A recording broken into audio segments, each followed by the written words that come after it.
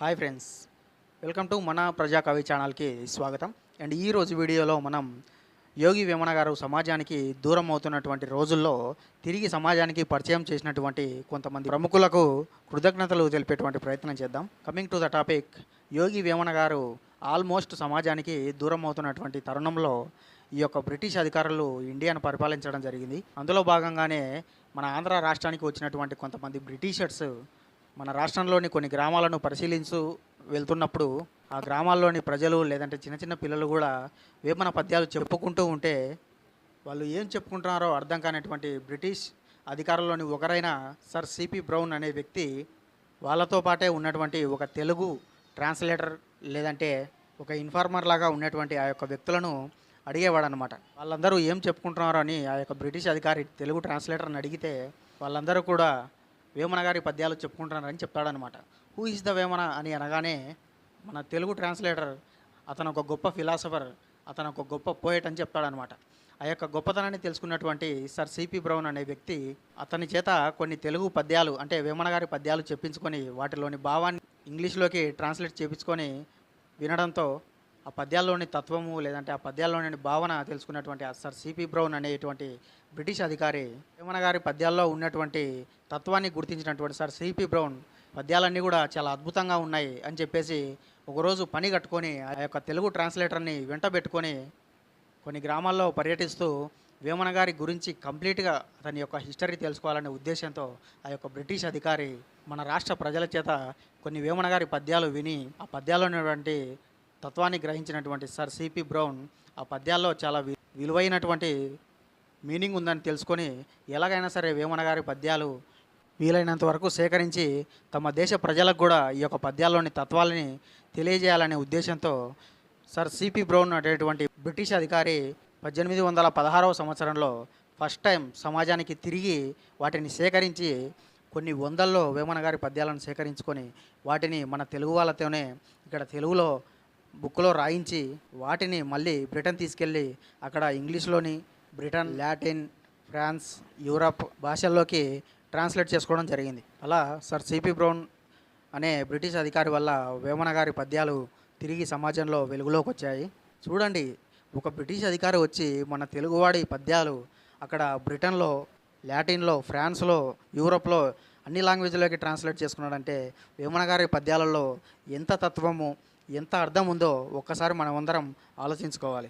ఆ తర్వాత ఇంగ్లీష్ సాహితీవేత్తలు అయినటువంటి హెన్నీ బ్లూచాన్స్ అనేటువంటి వ్యక్తి 1897లో అండ్ మరియు విలియం హోవర్డ్ కాంబెల్ అనేటువంటి వ్యక్తి 1920లో మరియు జియు పోప్, సిఈ గోవర్ వంటి ఆంగ్ల సాహితీవేత్తలు కూడా వేమనను లోకకవిగా కీర్తించడం జరిగింది. సో ఫ్రెండ్స్, ఇప్పుడు నేను చెప్పినటువంటి వీళ్ళందరూ కూడా ఆయా దేశాల్లో గొప్ప సాహితీవేత్తలు అనమాట. అంటే గొప్ప సాహిత్యం తెలిసినటువంటి పండితులు.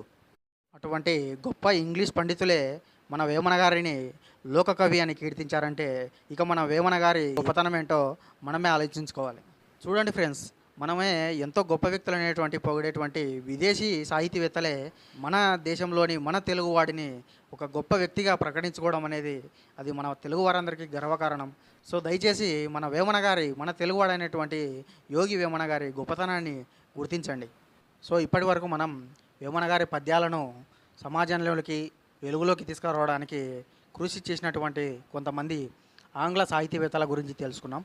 ఇక ఇప్పుడు మన తెలుగువాడైనటువంటి యోగి వేమన గారిని సమాజానికి పరిచయం చేయడానికి, ఈ తరానికి పరిచయం చేయడానికి మన తెలుగువారైనటువంటి కొంతమంది వ్యక్తుల గురించి తెలుసుకుందాం. అందులో ఒకరు కట్టమంచి రామలింగారెడ్డి గారు. ఈయన మన రాష్ట్రంలో వేమన జయంతి ఉత్సవాలు లేదంటే సంఘాల ఏర్పాటు చేయడానికి కృషి చేయడం జరిగింది. మరియు కొమర్రాజు వెంకట లక్ష్మణరావు, వేటూరి ప్రభాకర శాస్త్రి వేమనను సంఘ సంస్కర్తగా గుర్తించడం జరిగింది. మరియు ఆరుద్ర, డాక్టర్ ఎన్ గోపి, బంగోరే వంటి కవులు రచయితలు వేమన రచనలపై పరిశోధన చేశారు. ప్రముఖ పాత్రికేయుడు నార్ల వెంకటేశ్వరరావుచే కేంద్ర సాహిత్య అకాడమీ వేమన జీవిత చరిత్రను రాయించి 14 లాంగ్వేజెస్లోకి అంటే 14 భాషల్లోకి ట్రాన్స్లేట్ చేయడం జరిగింది.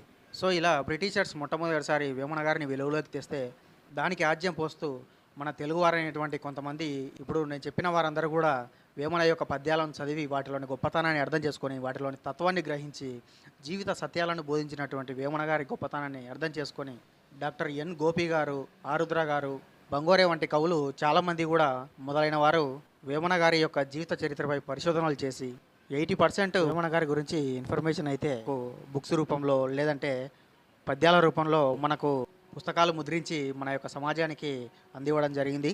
సో ఇలా సమాజానికి దూరం అవుతున్నటువంటి యోగి వేమన గారిని తిరిగి వెలుగులోకి తెచ్చేటువంటి ప్రయత్నం చేసినటువంటి ఆంగ్ల సాహితీవేత్తలకు, ఆ యొక్క బ్రిటిష్ అధికారులకు మరియు మన తెలుగువారైనటువంటి ఆధునిక కవులకు, పరిశోధకులకు నా యొక్క హృదయపూర్వక కృతజ్ఞతలు తెలియజేస్తున్నాను. అండ్ అందరికంటే ముందుగా సర్ సిపి బ్రౌన్ గారికి ఆయన ఎక్కడున్నా నా మనస్ఫూర్తిగా కృతజ్ఞతలు తెలియజేస్తున్నాను. ఎందుకంటే పర్సనల్గా నాకు ఇష్టమైనటువంటి వ్యక్తి, మనందరికీ ఇష్టమైనటువంటి వ్యక్తి మన కవి, ప్రజాకవి వేమన గారు. మనందరి ప్రజాకవి వేమన గారిని సమాజానికి వెలుగులోకి తీసుకురావడానికి కృషి చేసినందుకు చాలా థ్యాంక్ యూ సార్. మా యొక్క ప్రజాకవిని మాకు మళ్ళీ తిరిగి వెలుగులోకి తెచ్చినందుకు thank you so much sir. We never forget your efforts. Love you sir. So చూశారు కదా ఫ్రెండ్స్, వేమన గారిని తిరిగి వెలుగులోకి తీసుకురావడానికి ఎంతోమంది కారణమయ్యారు. వాళ్ళందరికీ కూడా మనం ఎల్లప్పుడూ రుణపడి ఉండాలి. ఫ్రెండ్స్, విదేశీయులు సైతం మన వేమన గారిని అంతలా కీర్తించారంటే మన వేమన గారు ఎంత గొప్పవారో ఒక్కసారి ఆలోచించండి. ఇప్పుడు నేను చెప్పినటువంటి బ్రిటిషర్స్ అయితేనేమి, మన తెలుగు వాళ్ళు అయితేనేమి వేమన గారిని మనకు అందించడానికి ఎంతో కృషి చేసి ఉన్నారు. సో మనం కూడా ఎంతో కొంత కృషి చేసి మన ముందు తరాలకు వేమన గారిని అందించడానికి మనమంతా కృషి చేద్దాం. Keep watching for next video. Friends, ఈ వీడియో నచ్చినట్లయితే లైక్ చేయండి, నచ్చకపోతే షేర్ చేయండి. ఎందుకంటే ఈ వీడియో మీకు నచ్చకపోయినా మీ పక్క వారికి నచ్చవచ్చు. అండ్ ఈ ఛానల్ మీకు ఎంతో కొంత యూజ్ అవుతుందంటే మాత్రం సబ్స్క్రైబ్ చేసుకోండి. ఓపికతో విన్నందుకు ధన్యవాదాలు. ఆ వేమన గారి ఆశీస్సులు ఎల్లప్పుడూ మీపై ఉండాలని కోరుకుంటూ ఇట్లు మీ ప్రజాకవి.